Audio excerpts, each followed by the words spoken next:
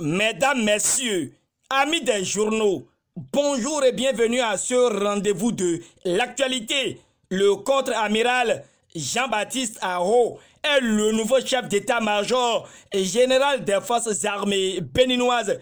Le matinal donne cette information et rapporte que sa nomination en remplacement du général de brigade Laurent Moussou a été prononcée en Conseil des ministres ce mercredi 14 novembre 2018 sur proposition du ministre de la Défense nationale. Ainsi annoncé, le confrère note une séparation entre le chef suprême des armées, Patrice Talon, et le général Laurent Moussou, qu'il a promu depuis septembre 2016. La plume de la diaspora rallonge cette information et précise que Laurent Moussou est limogé et remplacé par Patrick Jean-Baptiste Aho. Le limogeage de Laurent Moussou est vu par le potentiel comme un coup de tonnerre à l'état-major général des armées béninoises. Mais l'auteur de l'article répond que cette décision a créé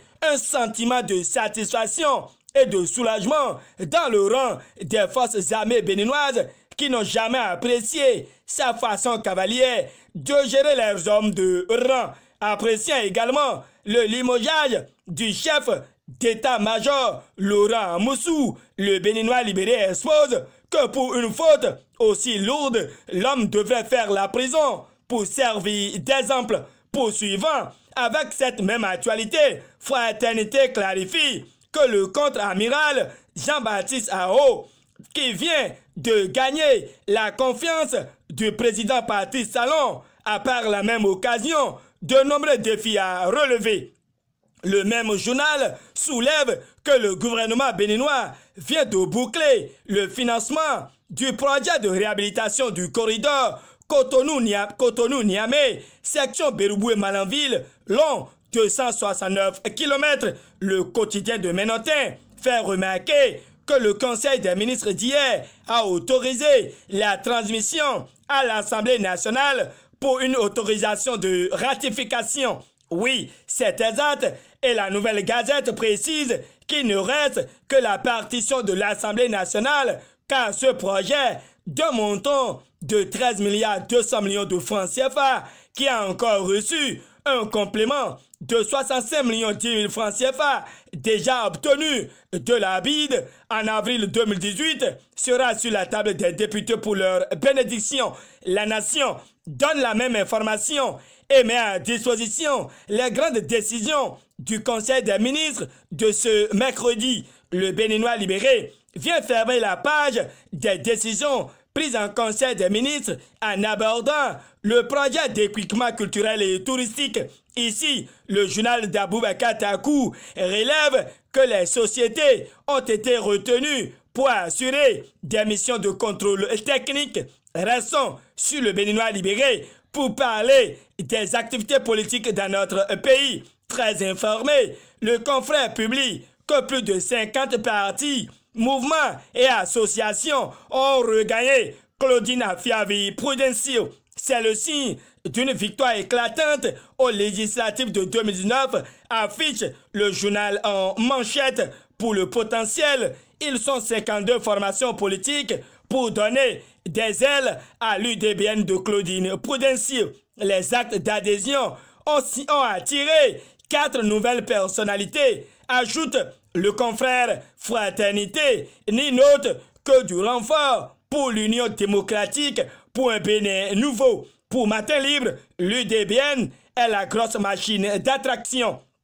Toujours avec les actualités politiques, le Caribou était aux côtés des députés Louis Vlavonou et Idi Kolaolé pour une séance d'explication aux responsables des sections communales et sous-sections de Sakété et d'Adjawere. Du journal, l'on retient que tout le plateau adhère aux réformes de Patrice Talon. Le congrès des 23 et 24 novembre prochains viendra confirmer la consécration, alors que la nation annonce que le bal des ministres s'ouvre ce jour au Parlement en ce qui concerne l'étude du projet de budget général de l'État gestion 2019 La plume de la diaspora invite chaque Béninois face à la situation sociopolitique sous la rupture à recourir à cette portion du deuxième couplet de l'hymne national du Bénin qui dit ceci: confiant dans l'avenir,